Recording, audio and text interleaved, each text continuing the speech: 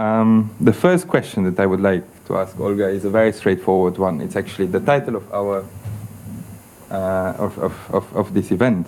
How can realism be critical today? And I would qualify this question by focusing on the today part of the question and sort of like throwing it back to you, because in your practice you are referring to a certain tradition or to perhaps multiple versions of a formation in art that we call realism. And I would like to ask you, to maybe share with us what would be your, as you call them in another conversation, friends, what would be your, people that you refer to, and the moments, the historical moments in realism that you refer to in your work. And then, what is your strategy to bring that into the current moment, in a way, in the current discussion in art and in the current, social environment and general political environment in which you work as an artist? Okay, good evening. So, I also would like to say thank you for everyone who came today, and also for Bach Institution and for Utrechts Archive who made this evening possible. And to come to your question, Cosmin, I think with realism, I first have to say that I don't feel myself to be a realist as much as it can be understood. Or can be can look like, because for me realism. Maybe I refer to to say about classical realism. For me, would be 19th century and especially 19th century Russian art, which is a very, very typical example.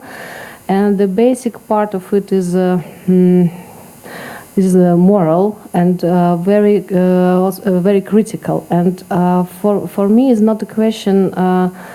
Maybe not to be critical or not. It's for me to understand better the life which is my contemporary. The life which is I'm evident to, and it's like to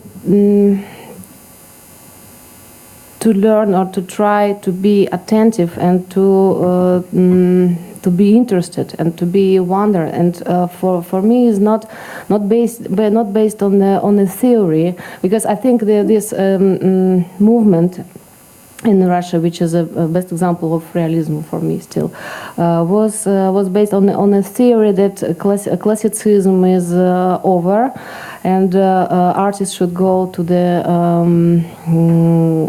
population to show art there, to explain and to also to demonstrate how social life, how bad is a social life. And I think every generation or every epoch has its own problems, and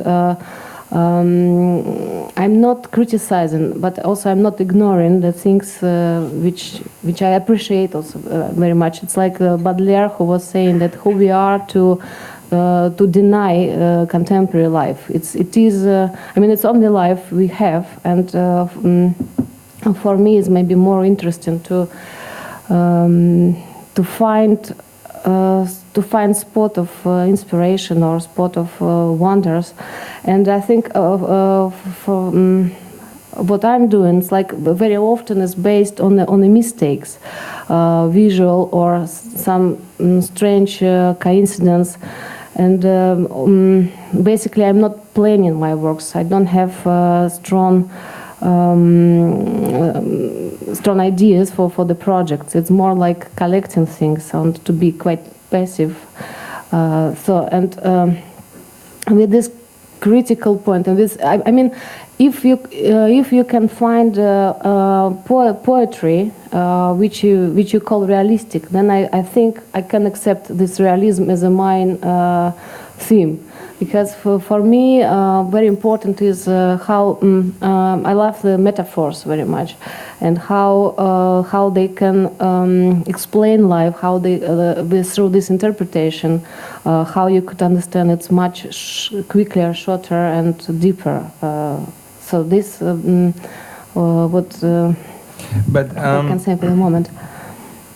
Well, I will challenge you a little bit, because you said on one hand that you like to be in a passive mode as an artist, and then of course you questioned the way in which like realism as a label adapts to you, and then you also like brought in the question of metaphor, but one of the sort of like basic definition, or like one of the the most critical dimension of realism is not so much in, or not necessarily in, the subjects that a realist artistic object or process chooses to focus on, but the mere idea of regarding reality as a non-homogeneous structure, of the fact that not everything that we see or is around us is the same. There is some sort of logics inside that functions on different bases. And by choosing a certain part of reality, you qualify, this reality in a way. And what you call a metaphor is actually, a process also of structuring this, of the things that we see and the things that are around us. And this is something that I think you might be doing. Well, then I would maybe call it romanticism, because for me romanticism is very much connected to inner world, to the world of the conscious, and how things are explained themselves in the reality and how they show up. But I think it's better maybe not search for the terms. Just to, what I like, I agree with that. What I like very much is there are details, there are little moments, little illuminations. This what I would really. I feel not happy, but kind of have some inspiration. Like I feel better if I can see it. It's like the way to live. So and for me, it's like the practice which I really like, and. It doesn't matter which title it will have. So if you like, you call it realism. Not against. And I like. I like two figures from realism of 19th century who are the really what you say the friends, or like an invisible or mental friends. One is Pavel Fedotov. And another is Leonid Solomatkin. They are two, and they are belong from the history of art. They would belong to realism school. But and why do you like them? Where is their because they are not actually. They have very big capacity of the sympathy and empathy to the subject they do, and because of this, you cannot. What. Usually I do, and it's not only with, let's say, with art. I don't divide, but very often the thing to understand even this, this art would be to feel, to pretend you are this art for the moment. Then you feel very well what's going on.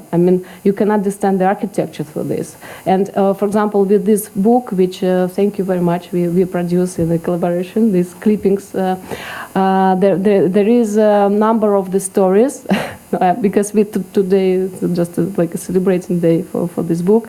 I have seen it for the first time already.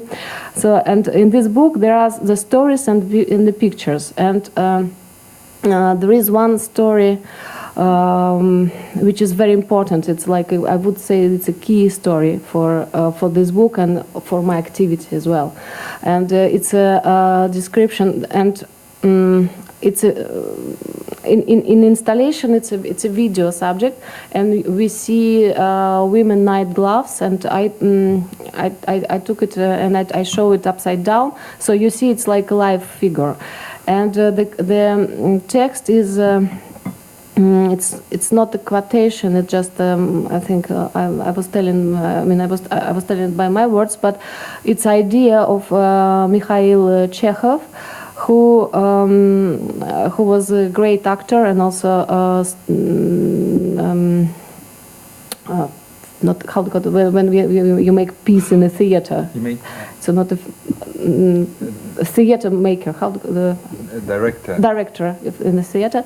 So and he was teaching actors for Stanislavski system, but he converted a little bit, and his idea is like to absorb the subject, and like he was telling, like if you see the kettle in front of you, you should understand what the life of the kettle was, and what the name of the kettle, and what the age, and what the habits, and then you feel very close. So you touch it mentally. So then you absorb it, and then after some time you feel like it's grow inside of you. It was not the system when you pretend you become the kettle yourself. It's more like it's grow, and one day you see it's done. So you can play it. You can be a character, and this is a method where you don't have a border. I mean, you go closer and closer to the subject, and because of this, also for me to criticize is it would be difficult, because you become. I mean, you can criticize yourself. But it's the same with the subject. I mean, I criticize them, but it's something with very big understanding. You know, like it's not a subject-object proposition, or how to say. So and maybe I can show you some images. Yes, but no. because like. Exactly because of sort of like the last part of your answer, I would like to. It's not an answer; it's a question. I mean, I don't have any answer. It's just my way to pose a question. Then I will refer to another question that, that you put about your work before, which was trying to see if, like, to formulate it indeed as a question, your work relates to another great personality of 20th century culture, the filmmaker Dziga Vertov. And then you sort of like were discussing that your work and your strategy, actually, like of seeing and of putting piece of reality together is in many ways similar or borrowed from Dziga Vertov. Would you like to ask a question in connection with that? Yes, I have a lot of questions to Dziga Vertov himself, and as a mental friend.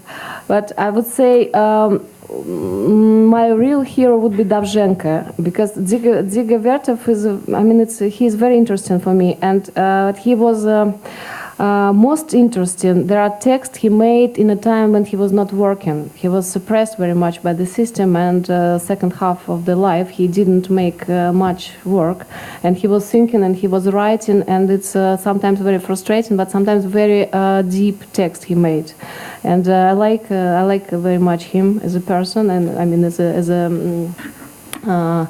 filmmaker. But I would maybe refer to Dovzhenko as let's say my example, which I learned. Maybe I would put him immediately if somebody will ask me who is your, like we decided to call them mental friends, and also they and maybe tell us a little bit why. Because like what exactly? Also because maybe like a lot of people in the audience are not immediately familiar with yes. his work, so yes, would be good to see like. To maybe discuss like what elements are borrowed. Yeah, we were talking a little bit about him when we made the film program 1 month ago. So, and I mean in a theory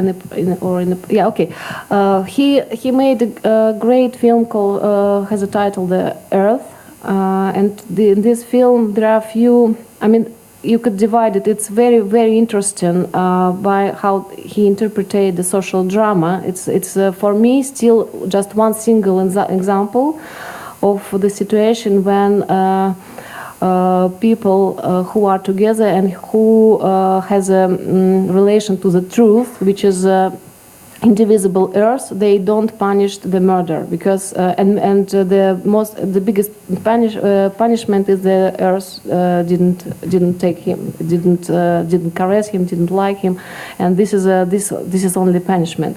But visually it made so so interesting way because it's very slow. There are a lot of innovation in visuality.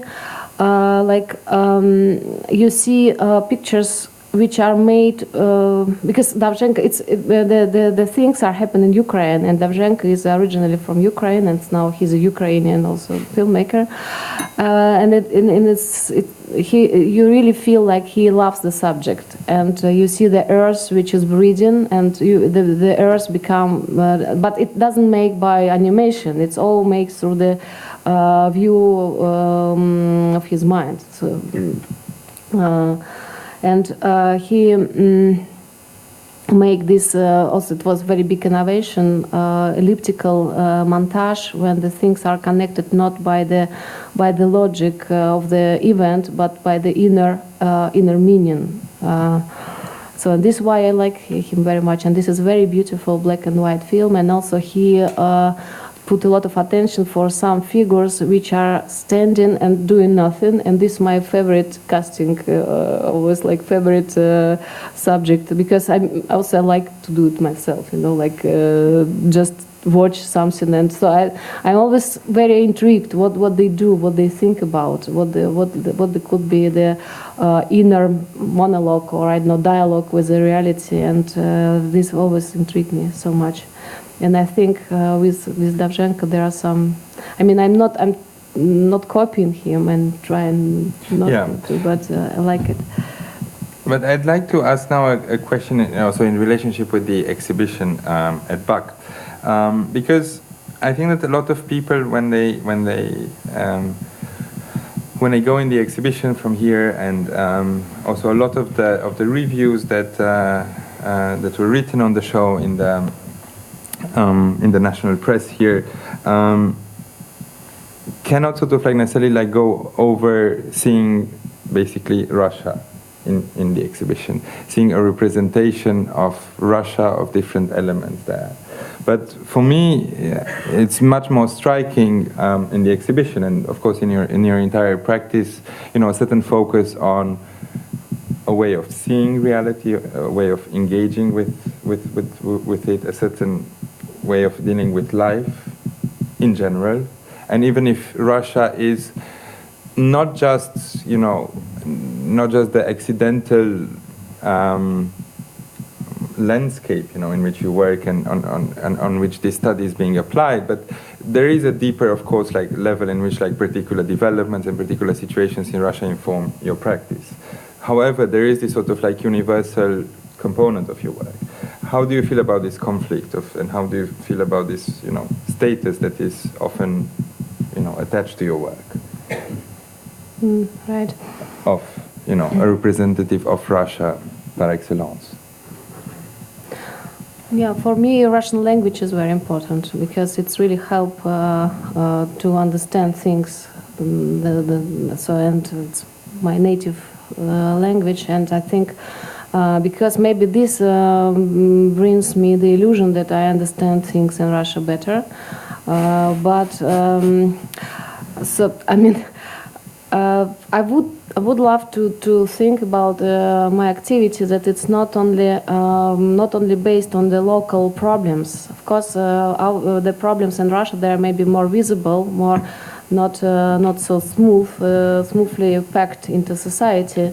But the situation which I always like all this disposition, which think what they are the things and how they pretend to be, how they going to show themselves, what's behind them, what about the loneliness, what about the lost to be lost in a society, what about to have illusion or to have so it's all I think it's very basic and universal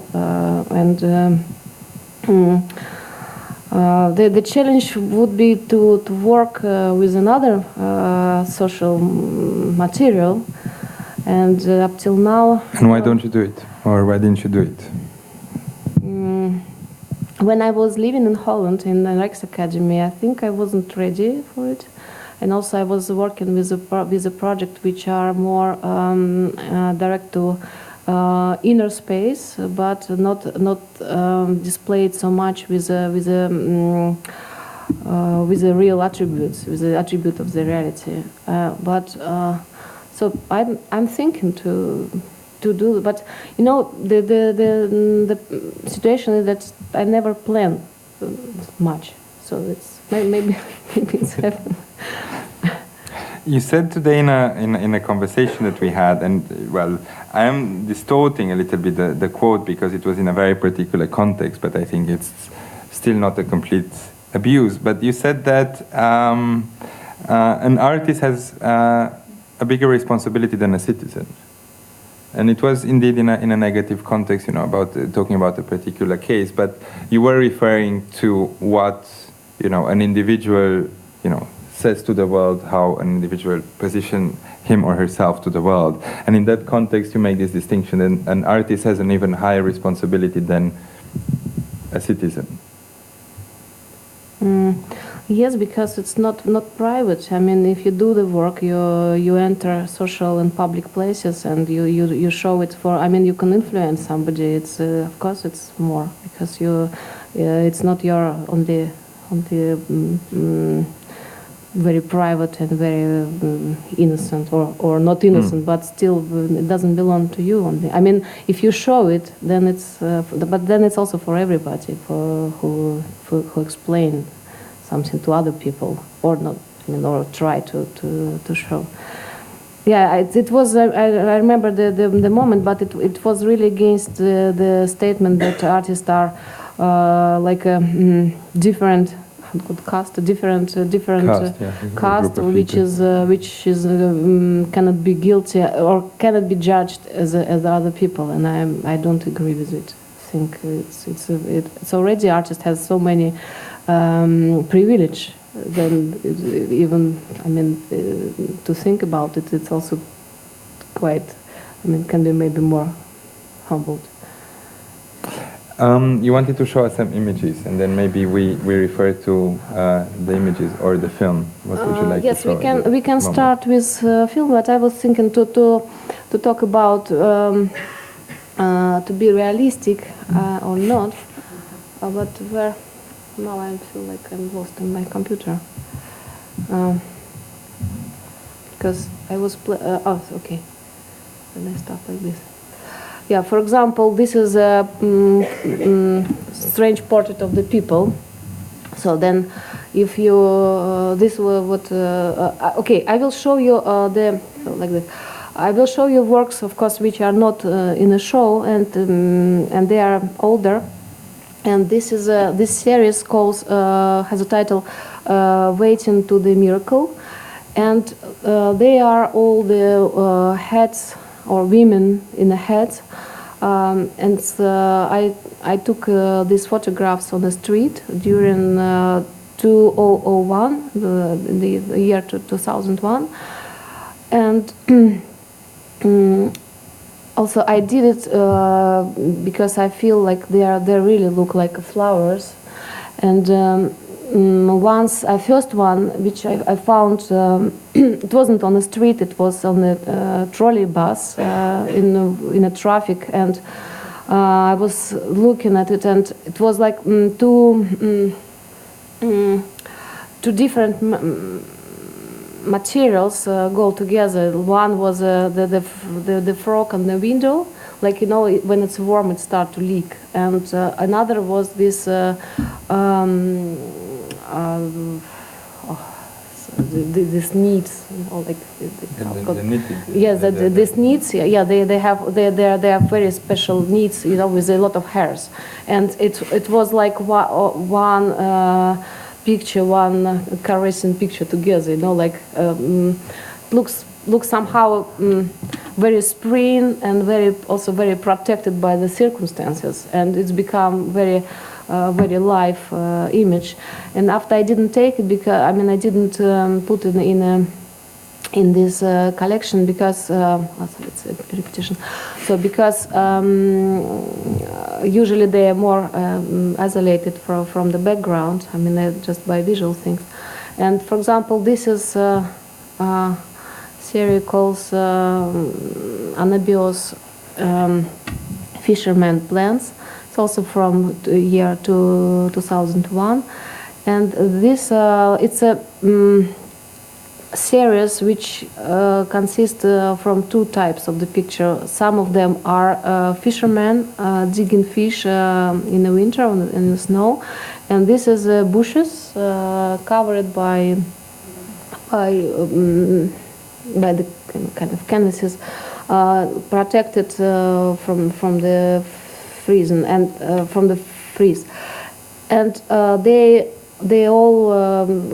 I took all these photographs in Moscow, and this all looks like the life source in a condition of waiting for something for better. And also, it's not very rational to take a fish in the Moscow River. And it was one image. Yeah, this is a. So this is a fish actually. So and I asked them, and what they are doing. One say, I'm thinking here, I'm just concentrate on my life, but another one says like, oh, it's very healthy because I'm on the nature, and at the same time he was smoking inside of this plastic bag. So it's nothing rational. So it's more like to stay with your own, which I like very much. So what? Yeah, this I can show you this series, and it's I made it in a Museum of Natural History in Moscow in maybe 2009, and it's all. It's a series. When I show it in exhibition, I mixed up the picture with this cactus seller. The name is Cactus Seller, and this is a person. He is selling and he's collecting cactuses, and he is allowed to sell them in a foyer in the lobby of the museum in this condition, and he is absolutely addicted by the process. He was not even taking attention that I was making photographs, and when I came and he said, "Oh, you would like to have a cactus." So it's only one wish he expects from the people, and so this was just one picture when he was looking at me, and because of him and his very strong wish, which I appreciate very much, I start to. Feel the collection in this museum as a result of all this self-denying feeling, like people who were collecting this strange object. They were all this type of people, and after this museum became the collection of strange coincidence and very. Very also, it's in the middle of Moscow, but it's not renovated, and because of this, it's very nice museum. Then you could still search something by yourself. It's not like a museum on Branly in Paris, where everything is already prepared so much that you have. I was somehow bored because you really feel you are calculated already. It's nothing to do with your imagination, with your feelings. And this museum, first of all, is very restrict, like nothing is allowed there. It has a lot of limitations, and then you just go and you see through the collection. It's quite atmospherical museum. So, and And I understood that it's better if we don't show anything which is an exhibition, yeah. but maybe we. But if there's a work in the exhibition that you want to sort of refer to in the context of our discussion to discuss more extensively, then. It depends. But maybe we look at the video, then we have some pause, and then we. Okay. Which one could be? I mean, we could show. We can look at this one because it was. Oh no! Yeah. Sorry. No, that's the tree.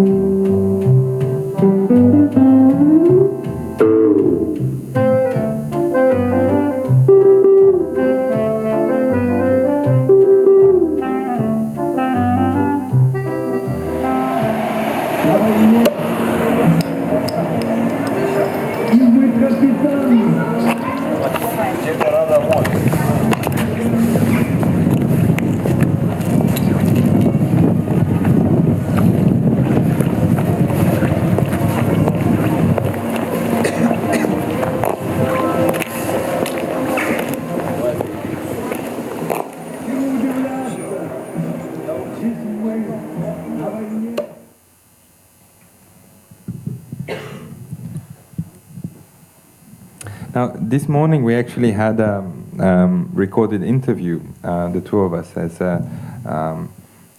a part of an ongoing research in the Former West project, and very soon it will be available on the Former West website as well. So, as we can say, if you like our discussion, you can get more of it on the internet. So, in that discussion where we discussed about the beginning of your artistic practice and the way in which it's related with the major changes in the Soviet Union at the time, because the beginning of your artistic career overlapped with the height of the perestroika, and you were mentioning that some of your first works were dealing very much with the empire of desires that was the case in the Soviet society at that time.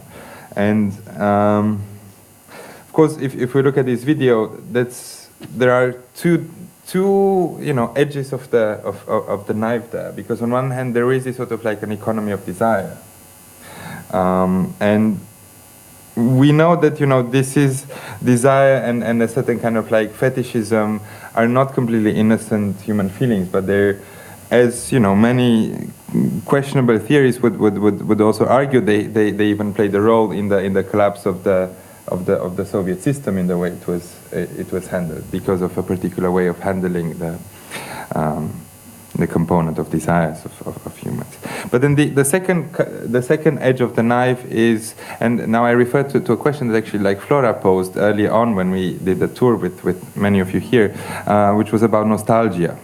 And she was referring to the fact that, again, a lot of the reviews of the exhibition at BAC were labeling the show as a nostalgic one. And what I had actually said in relation to the question was that, well, perhaps, but there's a lot of, nostalgia is, too much of an easy label. It's actually an empty signifier. There's a much more complex structure and economy of nostalgia. Like, who is nostalgic for what? And in the same time, who desires what? If you think about this video. Can I? Yes, please. I think I would think I achieve something if I can make the present reality to be a point of nostalgia of somebody in the future.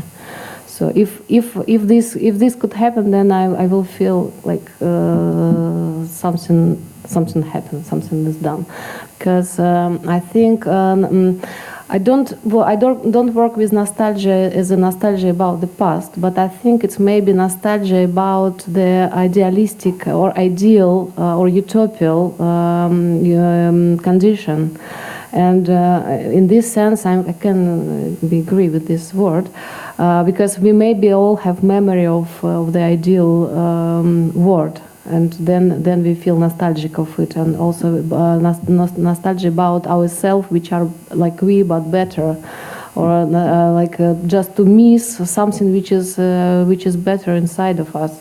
And with this film, for example, the idea of the dream, or the theme of the dream, become very simple things, and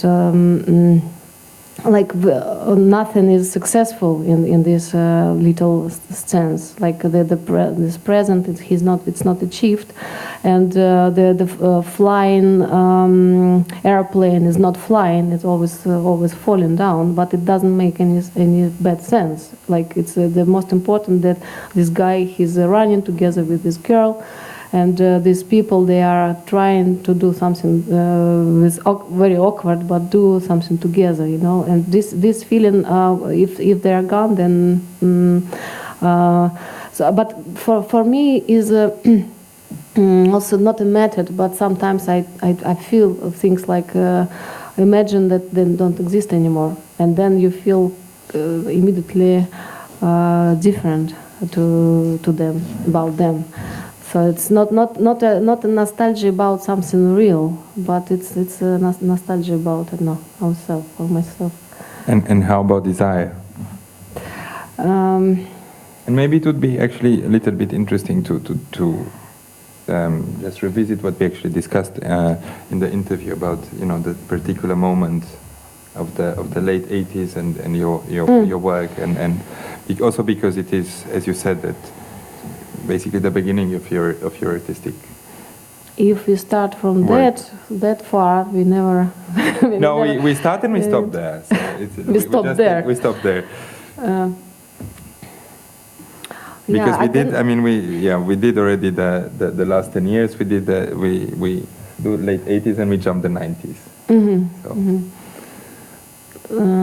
But maybe, I mean, we could go through this project, which has a title "Art of Consumption and Consumption of Art," which already it came from two sides. One, like my own study of history of art. I mean, even like some discovering,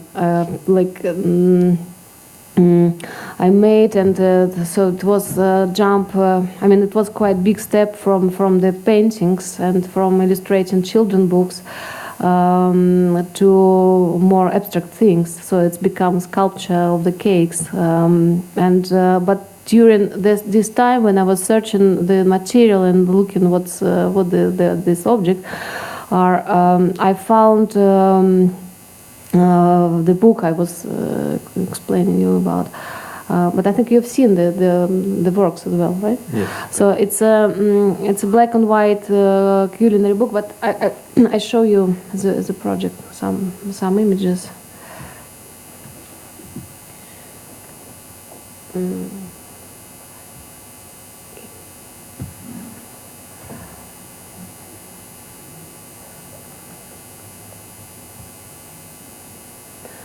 So you see, this illustration, they are not direct. I use also the images. Can you just say from what year the work is? 1992.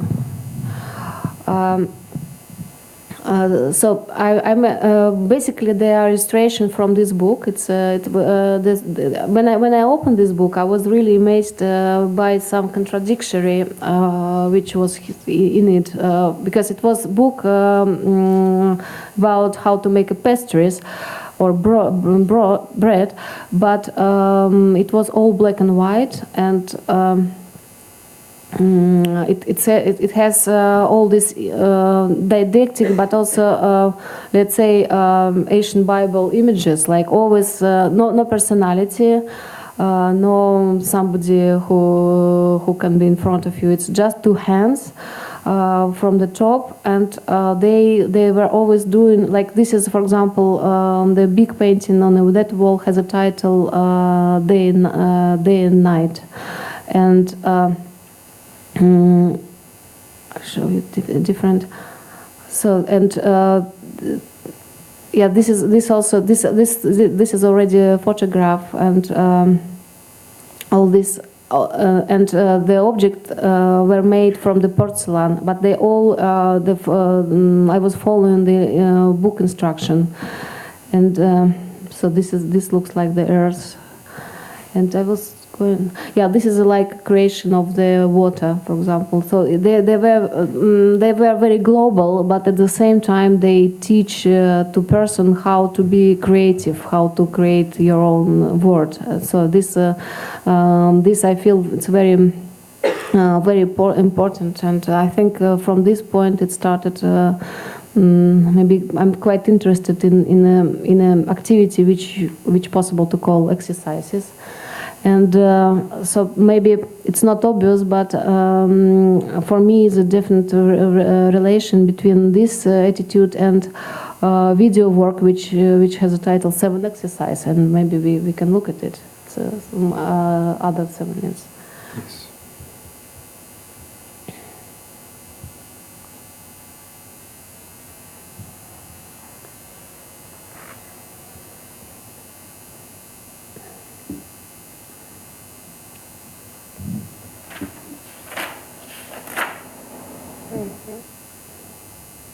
Ну, все, готов. 1, 2, 3, 4.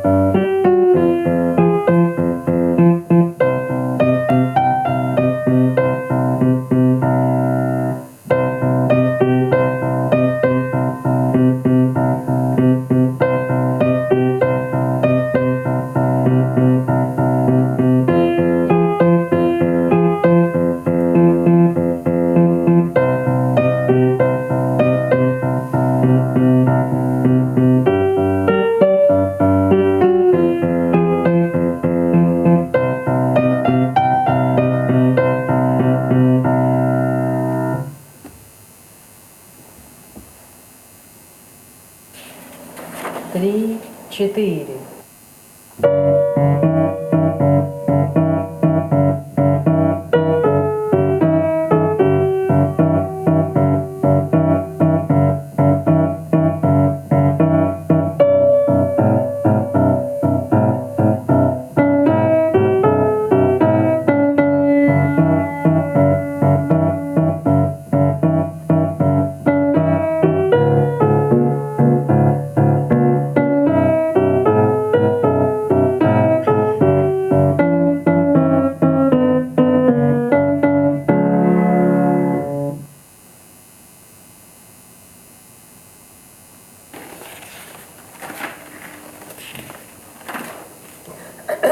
Раз, два, три, 4.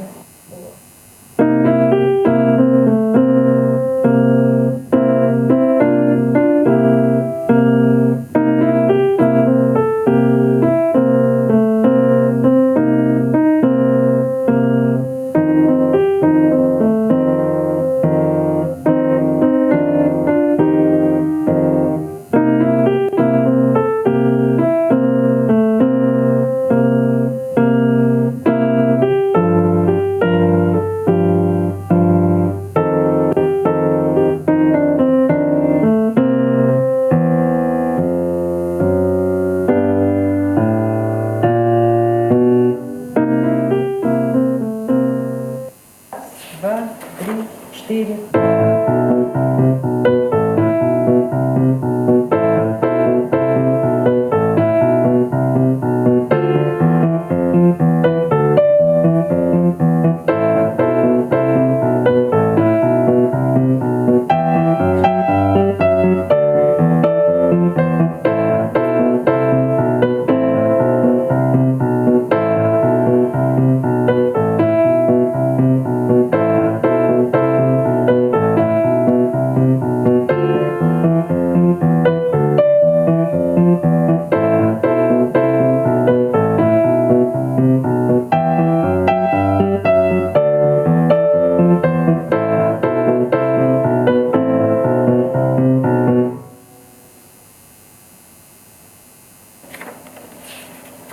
Раз, два, три, 4.